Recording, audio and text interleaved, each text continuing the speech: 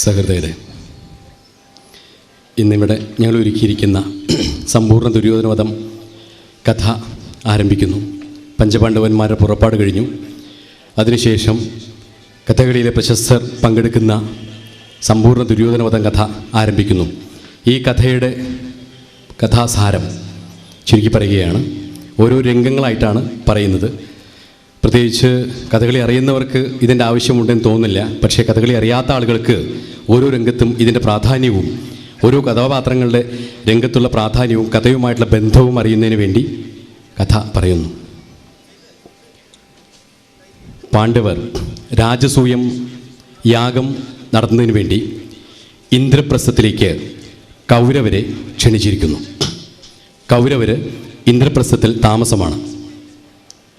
ഒരു ദിവസം ദുര്യോധനൻ തൻ്റെ പത്നിയായ ഭാനുമതിയുമായി ശൃംഗരിച്ചു നിൽക്കുന്നു. ഭാനുമതിയുടെ ഭംഗിയും അതുപോലെ തന്നെ മറ്റും ചന്ദ്രനോട്, ഉദിച്ചു വരുന്ന ചന്ദ്രനോട് താരതമ്യപ്പെടുത്തുന്നു. ഈ സമയത്ത് ഭാനുമതിയുടെ മുഖത്തിന് തെളിവില്ല. ഇതെന്താണ് കാരണം എന്ന് ചോദിക്കുമ്പോൾ ഭാനുമതി പറയുന്നു, ദാ കണ്ടില്ലേ ഇന്ദ്രപ്രസ്ഥം, അതുപോലെ തന്നെ പാഞ്ചാലിയുടെ ദ്രൗപദിയുടെ ഗർവ്, ഇത് ശമിക്കേണ്ടിയിരിക്കുന്നു. കാരണം അങ്ങാണ് രാജാവ്, അങ്ങയുടെ ഭാര്യയായ ഞാനാണ് ഈ ഏറ്റവും പ്രൗഢമായി ജീവിക്കേണ്ടതെന്ന് പറയുന്നു. ഇത് കണ്ട ദുര്യോധനന് ദേഷ്യം വരികയും ദുര്യോധനൻ തൻ്റെ പത്നിക്ക് ഭാനുമതിക്ക് വാക്കുകൊടുക്കുന്നു. ഇപ്പോൾ തന്നെ ഞാൻ പോയി പഞ്ചപാണ്ഡവരെയും പാഞ്ചാലിയെയും ആക്ഷേപിക്കുന്നുണ്ട്, അപഹസിക്കുന്നുണ്ട് എന്ന് പറയുന്നു. ഇതിന് ശേഷമാണ് രണ്ടാം രംഗം. പക്ഷെ നമ്മളിവിടെ തുടങ്ങുന്നത് ഈ പതിഞ്ഞ പദം ഒഴിവാക്കി ദുര്യോധനൻ തൻ്റെ സഹോദരന്മാരോട് പറയുന്ന ഭാഗം മുതൽക്കാണ് നമ്മൾ ഇവിടെ ആരംഭിക്കുന്നത്. ദുര്യോധനൻ തൻ്റെ സഹോദരന്മാരോട് പറയുന്നു, നോക്കൂ സഹോദരന്മാരെ, ഈ കാണുന്നത് ഭൂമിയിലെ ഏറ്റവും പ്രൗഢഗംഭീരമായ സൗധം തന്നെ, ഇന്ദ്രപ്രസ്ഥം. അതുപോലെ തന്നെ തൂണുകളാലും അതുപോലെ കൊത്തുപണികളാലും രത്നങ്ങളാലും അണിഞ്ഞൊരുങ്ങി നിൽക്കുന്ന ഈ ഇന്ദ്രപ്രസ്ഥം അതിമനോഹരം തന്നെ എന്ന് കാണിച്ചു കൊടുക്കുന്നു. ഈ സമയത്ത് ദുശാസനൻ മറുപടിയിൽ പറയുന്നത്, അങ്ങ് ഏറ്റവും പ്രൗഢമായ രാജാവാണ്, അങ്ങ് ഇവരെ അവഹേളിക്കാൻ പോകുന്നത് എല്ലാവിധ ആഘോഷങ്ങളോടും എല്ലാവിധ വാദ്യമേള ഘോഷങ്ങളോട് കൂടിയിട്ട് വേണം അങ്ങ് പോകുവാൻ എന്ന് ദുശാസൻ മറുപടി പറയുന്നു. ഇതിനുശേഷം അതാണ് സോദരന്മാരെ എന്ന് തുടങ്ങുന്ന പ്രസിദ്ധമായ പദം. മൂന്നാം രംഗം. ഈ മൂന്നാം രംഗത്തിൽ നാം കാണുന്നത് പഞ്ചപാണ്ഡവർ ഇരിക്കുന്നു, ദ്രൗപദിയും. അതിനുശേഷം ഈ ഇന്ദ്രപ്രസ്ഥത്തിലേക്ക് ദുര്യോധനും ദുശാസനും കൂടി കയറി വരുന്നു. ഇവിടെയാണ് പ്രസിദ്ധമായ സ്ഥലജല വിഭ്രാന്തി. ഈ ഭാഗത്ത് കുട്ടിഭീമൻ്റെ ഒരു പദമുണ്ട്. ഇവരെ അപഹസിച്ചുകൊണ്ട്, അതായത് വെള്ളം ഉള്ള സ്ഥലത്ത് വെള്ളം ഇല്ല എന്ന് തോന്നുകയും വെള്ളം ഇല്ലാത്ത സ്ഥലത്ത് വെള്ളം ഉണ്ട് എന്ന് തോന്നുകയും അങ്ങനെ ദുര്യോധനും ദുശാസനും പല രീതിയിലുള്ള അപകടങ്ങൾ പറ്റി അവരെ പരിഹസിക്കുന്ന ഭാഗമാണ് കുട്ടിഭീമൻ്റെ പദം. എന്താണ് വെള്ളമില്ലാതെ മുണ്ട് പൊക്കി നടക്കുന്നത്, വെള്ളത്തിൽ വീണുപോയോ എന്നൊക്കെ ചോദിച്ചുകൊണ്ട് വളരെ അപഹാസ്യമായ രീതിയിൽ ദുര്യോധനെയും ദുശാസനെയും പരിഹസിക്കുന്നു. അങ്ങനെ രംഗത്തേക്ക് കയറി വന്ന് ഇവരോട് വളരെ മോശമായി അവരെ പുച്ഛിച്ചുകൊണ്ട് ദുര്യോധനും ദുശാസനും കൂടി കടന്നു പോകുന്നു. അതിനുശേഷം ധർമ്മപുത്രർ ഒരു പദമാണ്. ധർമ്മപുത്രർ പറയുന്നത്, ഭീമനോട് പറയുന്നു, അരുത്, ഇത്തരത്തിലുള്ള ചാബല്യങ്ങൾ അരുത്. കാരണം അവരും നമ്മളുടെ സ്വന്തം ആളുകളാണ്, സഹോദരന്മാരാണ്, അവരെ ഇത്തരത്തിൽ പരിഹസിക്കരുത് എന്ന് പറയുന്നു. ഇതോടുകൂടി ഈ രംഗം അവസാനിക്കുന്നു. അതിനുശേഷം ഉള്ള രംഗത്ത് നമ്മൾ കാണുന്നത് ഇതിനൊരു പ്രതികാരം ഉള്ളിലേക്ക് വരികയാണ്. കാരണം ഇവരെ അപഹസിക്കാൻ വേണ്ടി വന്ന ദുര്യോധനും ദുശാസനും തിരിച്ചാണ് അപഹാസ്യമുണ്ടായത്. ഇതിനൊരു പരിഹാരം കാണുന്നതിന് വേണ്ടി അമ്മാമനായ ശകുനിയെ ചെന്ന് കാണുന്നു. ശകുനിയോട് പറയുന്നു, മാതുല കേൾക്കൂ, ഞങ്ങൾക്ക് പറ്റിയ അപകടം, അത് മാത്രമല്ല ഈ ദുഷ്ടന്മാരായിട്ടുള്ള പാണ്ഡവർ ഇത്രയും കേമമായി കഴിയുന്നത് ശരിയല്ല എന്ന് ദുര്യോധനൻ പറയുന്നു. വക്രബുദ്ധിയായ ശകുനി അമ്മാമൻ മറുപടി പറയുന്നത്, അങ്ങ് ദുര്യോധന നീ ഒട്ടും പരിഭ്രമിക്കേണ്ട, അവരെ ചോദ്യം വിളിക്കുക, ഇവിടെ ഇന്ദ്രപ്രസ്ഥത്തിൽ വെച്ച് തന്നെ ചോദ്യം വിളിച്ച് അവരെ കള്ളക്കളിയിൽ ഞാൻ പരാജയപ്പെടുത്താം. അങ്ങനെ കള്ളക്കളിയിൽ അവരെ പരാജയപ്പെടുത്തി അവരെ കാട്ടിലേക്ക് അയക്കുക. 12 കൊല്ലം വനവാസം, 1 കൊല്ലം അജ്ഞാതവാസം. ഈ 12 കൊല്ലം വനവാസം കഴിഞ്ഞ് 1 കൊല്ലം അജ്ഞാതവാസക്കാലത്ത് വീണ്ടും അവർ പിടിക്കപ്പെട്ട് കഴിഞ്ഞാൽ വീണ്ടും അവർ 12 കൊല്ലം വനവാസത്തിന് പോകണം, 1 കൊല്ലം അജ്ഞാതവാസം. ഇങ്ങനെ ഇവരുടെ ജീവിതം മുഴുവൻ കാട്ടിൽ കഴിച്ചു കൂട്ടാം എന്ന വക്രബുദ്ധി ശകുനി ദുര്യോധനന് പറഞ്ഞു കൊടുക്കുന്നു. അങ്ങനെ അടുത്ത രംഗത്ത് നമ്മൾ കാണുന്നത് ദുര്യോധനും ശകുനിയും ദുശാസനും കൂടി പഞ്ചപാണ്ഡവരുടെ അടുത്തേക്ക് ചെല്ലുന്നു. അവിടെ ഏറ്റവും പ്രസിദ്ധമായ ധർമ്മനന്ദന വീര എന്ന ആഹരി രാഗത്തിലുള്ള പദം. അവിടെ ചെന്ന് പറയുന്നത് ധർമ്മപുത്രരോട് ചൂത് കളിക്കാൻ ഞങ്ങൾക്ക് ആഗ്രഹമുണ്ട്, ചൂത് കളിക്കുക അല്ലേ? പാണ്ഡവരോട് ചോദിക്കുന്നു. ധർമ്മപുത്രർ ചോദിക്കുന്നു, ഹേതുവൊന്നും കൂടാതെ ചൂത് കളിക്കുന്നത് ശരിയല്ല, പക്ഷേ ചൂതിന് വിളിച്ചു കഴിഞ്ഞാൽ ധർമ്മം ചൂത് കളിക്കുക എന്ന് തന്നെയാണ്. ഒരു രാജാവിൻ്റെ ധർമ്മം ചൂത് കളിക്കാൻ തയ്യാറാകുന്നു എന്ന് പറയുന്നു. ചൂതുകളി ആരംഭിക്കുന്നു. ഈ ചൂതുകളിയിൽ കള്ളക്കളിയിൽ ശകുനി ധർമ്മപുത്രരെ പരാജയപ്പെടുത്തുന്നു. ധർമ്മപുത്രരുടെ എല്ലാ സാധനങ്ങളും, എല്ലാ സ്ഥലം, കൊട്ടാരം, കിരീടം, മറ്റെല്ലാം പണയം വയ്ക്കുന്നു. ഓരോന്ന് പണയം വയ്ക്കുമ്പോഴും ദുര്യോധനും ദുശാസനും സന്തോഷത്തോടുകൂടി ഇനി എന്തെന്ന് ചോദിക്കുന്നു. അതിനുശേഷം പണയം വെച്ച് അവസാനം സ്ഥലവും ആഭരണങ്ങളും കിരീടവും കഴിഞ്ഞതിന് ശേഷം ഈ പഞ്ചപാണ്ഡവരെ പണയം വയ്ക്കുന്നു.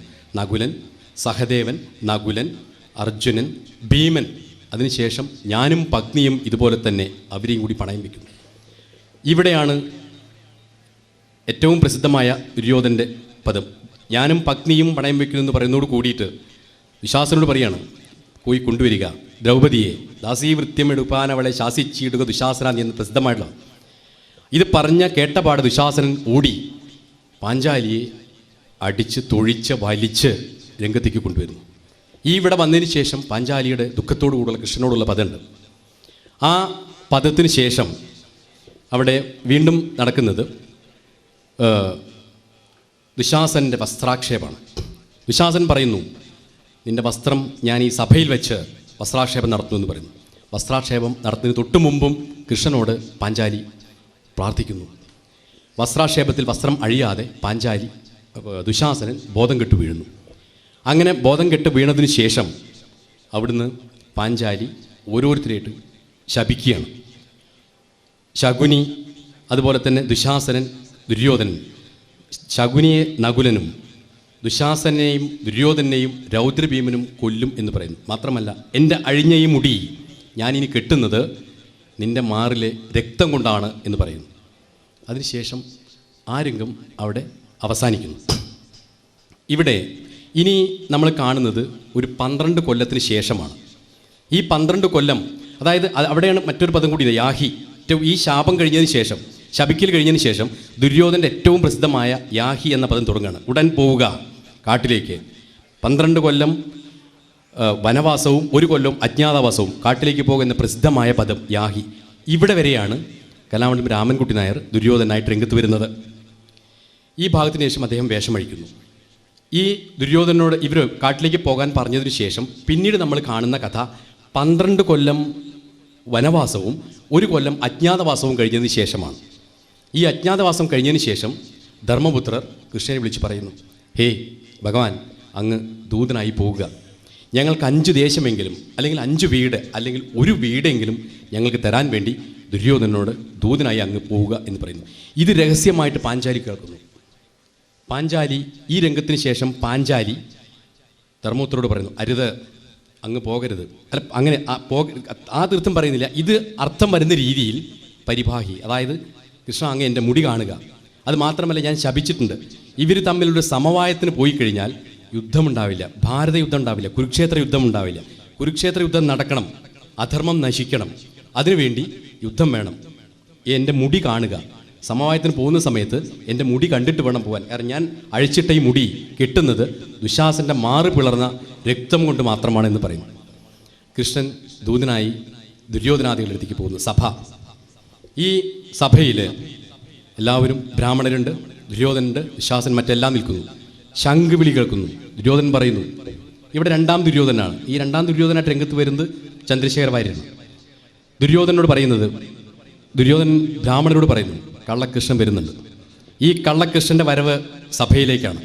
ഇവൻ സഭയിലേക്ക് വന്നു കഴിഞ്ഞാൽ ഒരു ബ്രാഹ്മണർ പോലും നീച്ചു പോകരുത്. നിങ്ങൾ നീക്കാതിരുന്നാൽ, അതായത് കൃഷ്ണനെ ബഹുമാനിക്കാതിരുന്നാൽ തീർത്തും നിങ്ങൾക്ക് പണ്ടം, അതുപോലെ തന്നെ പട്ടം, മറ്റെല്ലാ സമ്മാനങ്ങളും ഞാൻ തരുന്നതാണ് എന്ന് പറയുന്നു. സമ്മതിച്ച ബ്രാഹ്മണർ കൃഷ്ണൻ പ്രത്യക്ഷപ്പെട്ടതോടുകൂടി എല്ലാം മറന്ന് ഓടി കൃഷ്ണൻ്റെ കാൽക്കൽ ചെന്ന് വീഴുന്നു. കാൽക്കൽ ചെന്ന് വീണ് കൃഷ്ണനെ ആനയിച്ച് സ്റ്റേജിലേക്ക് കൊണ്ടുവരുന്നു.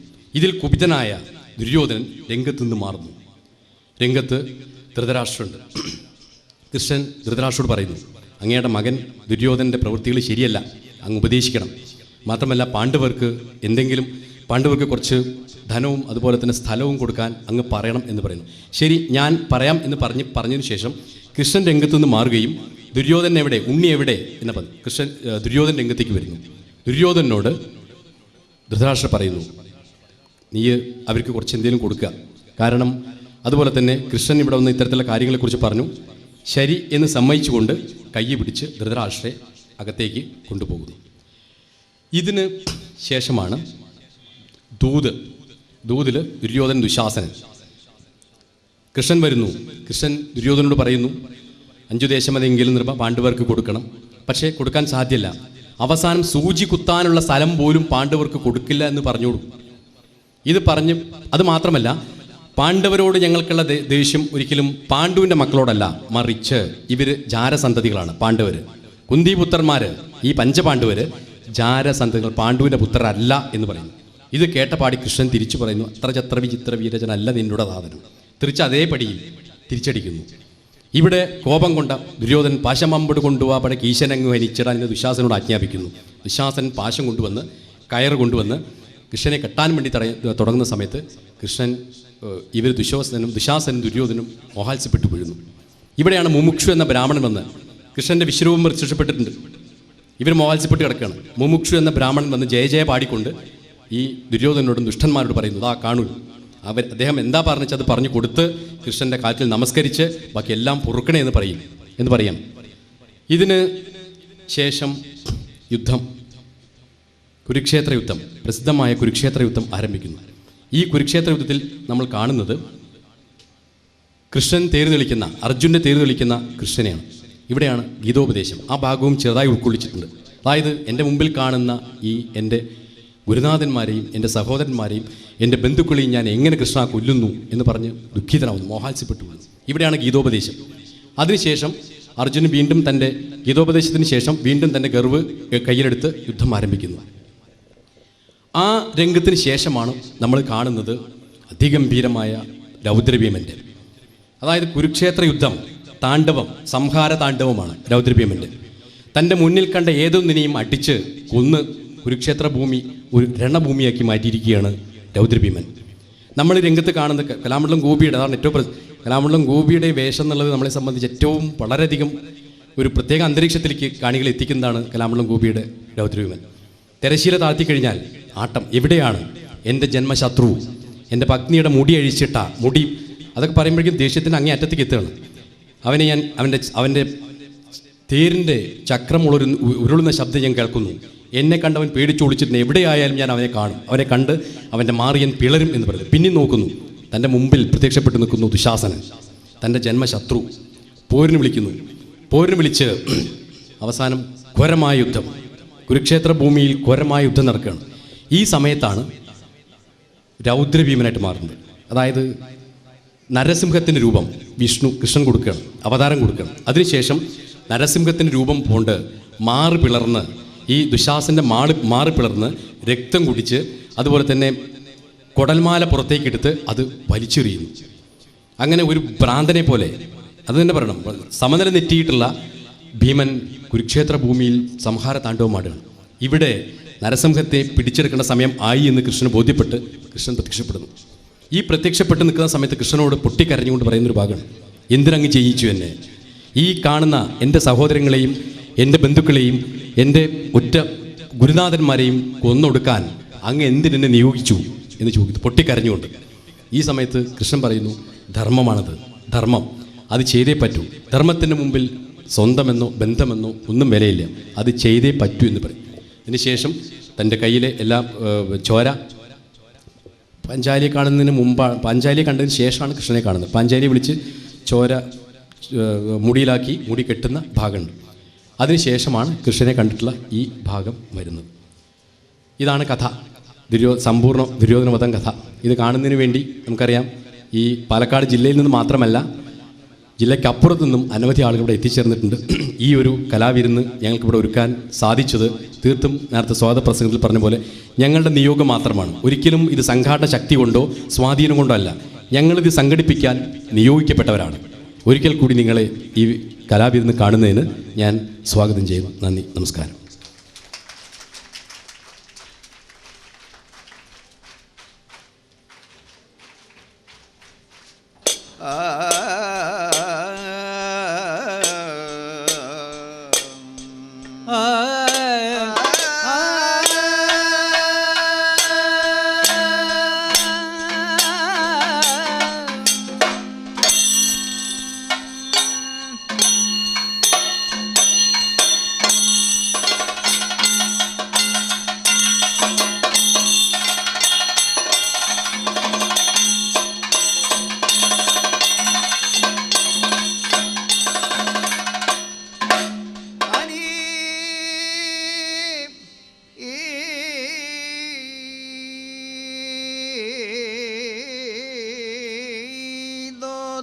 പുരൈവ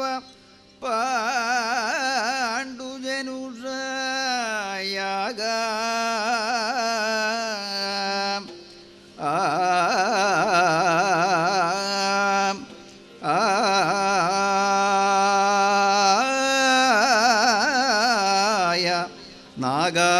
നാഗാഹ്വയൽ ആനന്ദേ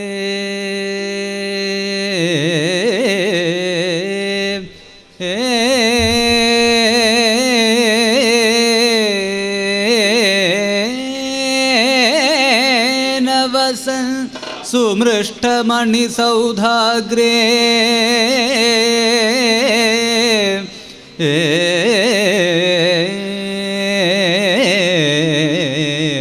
ബുധാഗ്രേ സര പാടി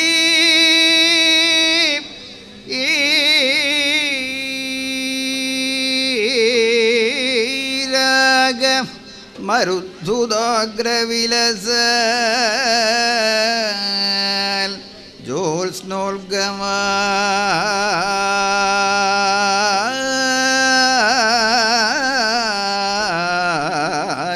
സുദ്രുമാ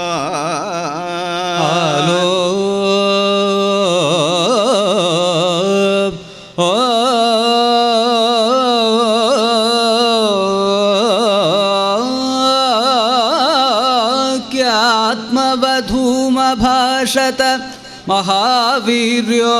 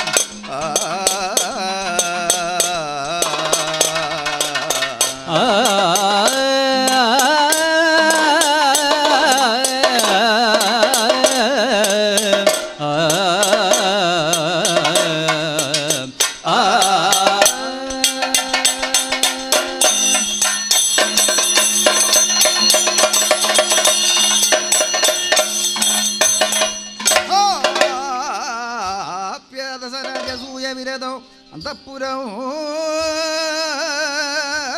തൽപുരം സ്വം പ്രത്യുൽഭട രക്ഷി രക്ഷി ജനനീ താതൗ ച ദുര്യോധന സംഭൃതമത്സരോ മയകൃതാം പാർത്ഥാഞ്ജിതാം സഭാ ആരാദ്വീക്ഷ്യ ശശംസസ്യ മനുജ ദുശാസന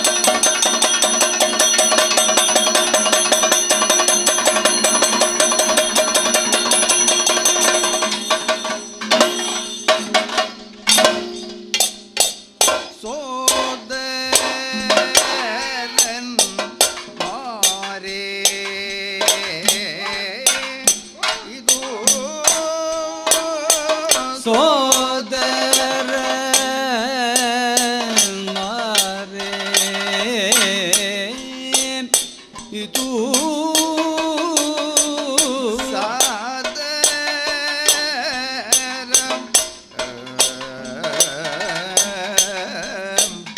കണ്ടിതോ സാദരം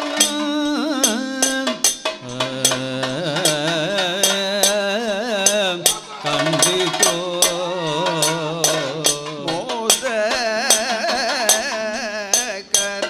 മോദകരം അരികളുടെ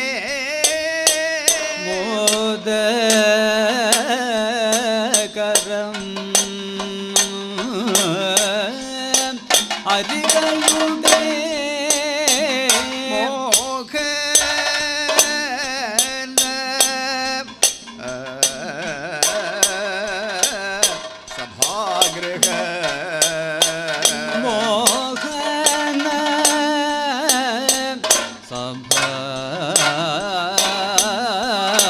സഭാഗൃഹ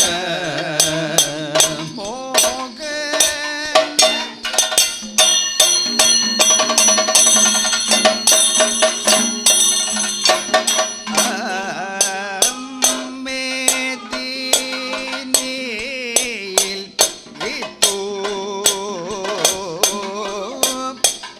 ഇതുപോലെ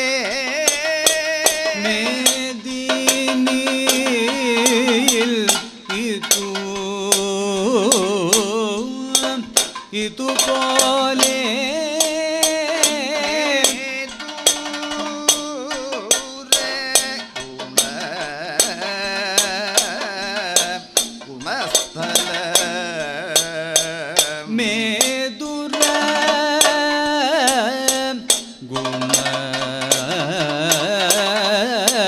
ഗുണസ്ഥലം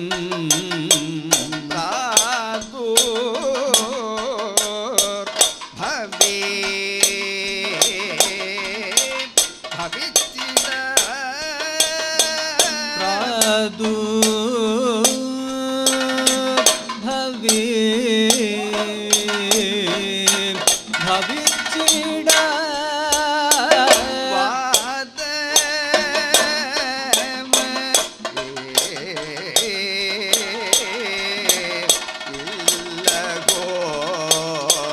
വാദ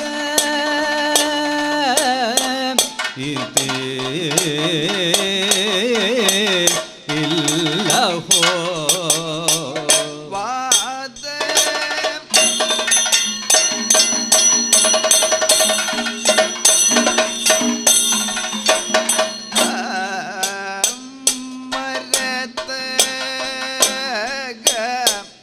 മണി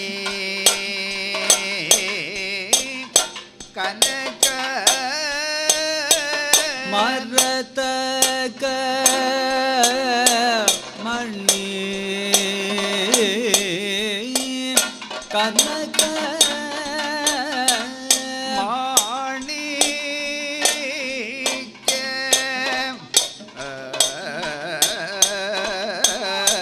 ഭിത്തികളും മാണിക്യ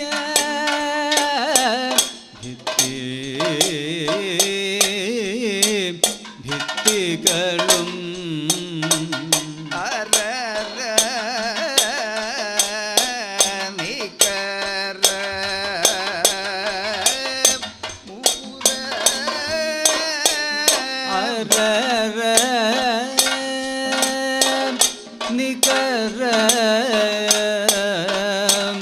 മുകുര പരികലിത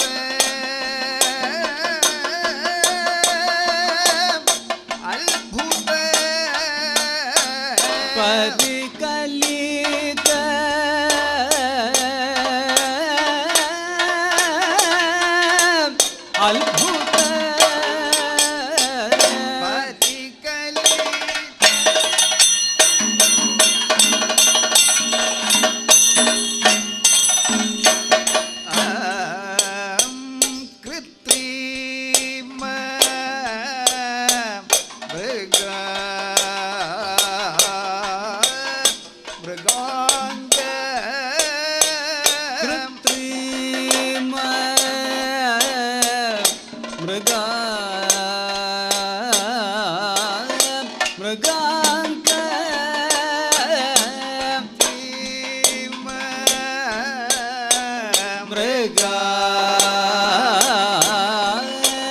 മൃഗാംഗ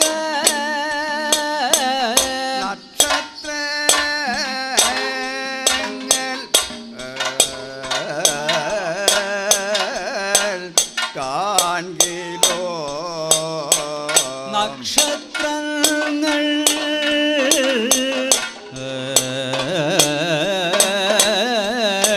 കാൺകിലോ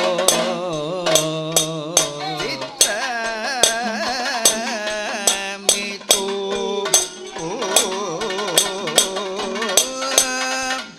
സത്യ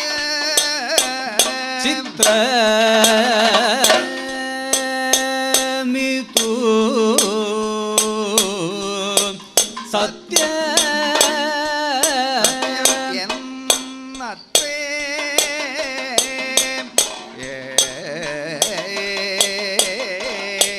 നിനക്കിലോ സത്യമെന്നത്രേ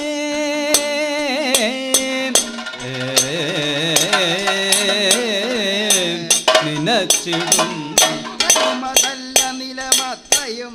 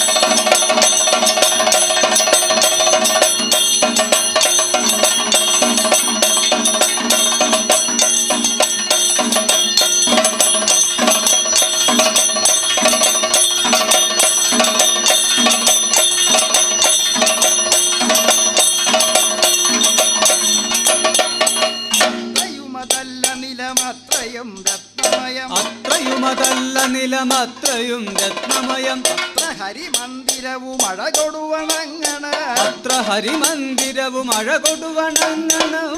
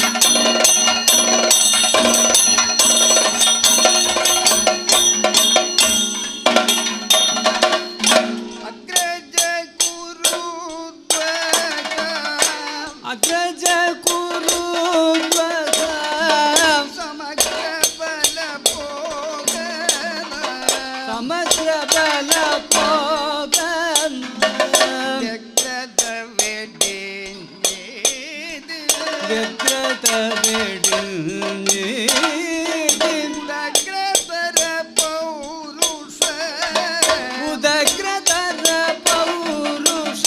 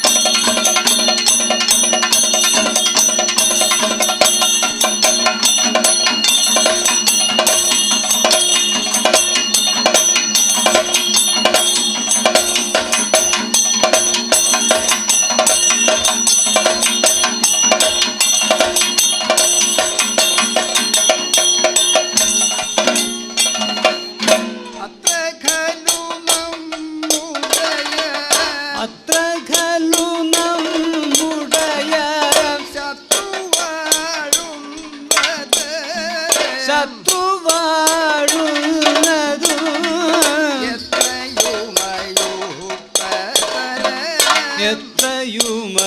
എത്രയുമയുക്തതര അത്രേ നിനക്കിലോ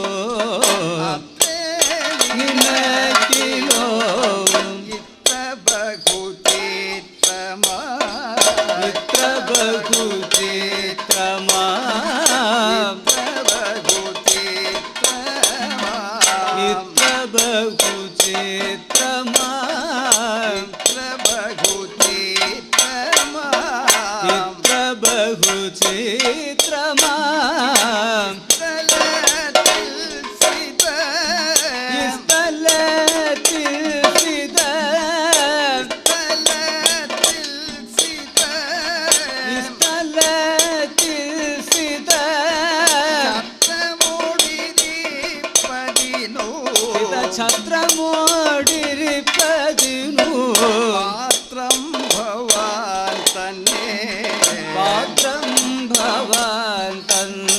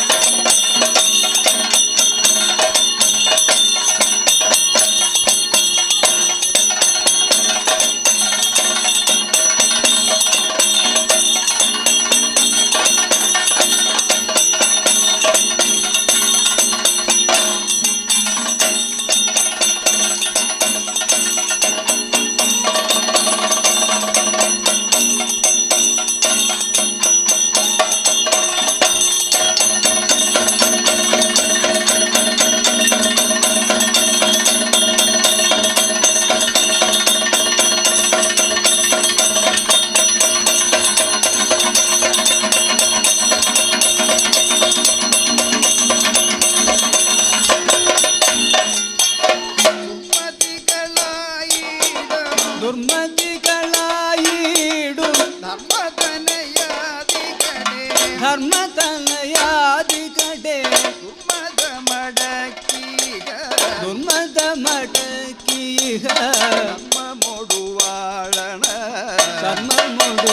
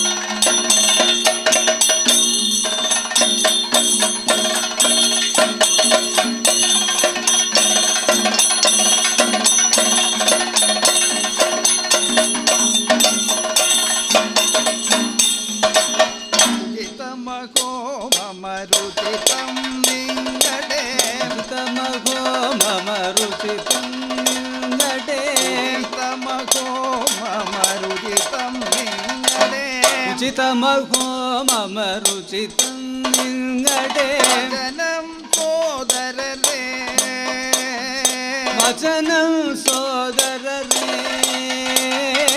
സജീവന്മാരോടു കാമിക സർവരും സജീവന്മാരോടു നാമിക സർവരും സജീവന്മാരോടു നാമിക സർവരും സജീവന്മാരോടു നാമിക സർവരും സജീവന്മാരോടു നാമിക സർവരും സജീവന്മാരോടു നാമിക സർവരും സജീവന്മാരോടു നാമിക സർവരും അജിരാതത്രഗമിച്ചിടേണം അചിരാതത്ര ഗമിച്ചിടേണം അജിരാതത്രഗമിച്ചിടേണം അചിരാതത്ര ഗമിച്ചിടേണം അജിരാതത്രഗമിച്ചിടേണം അചിരാതത്ര ഗമിച്ചിടേണം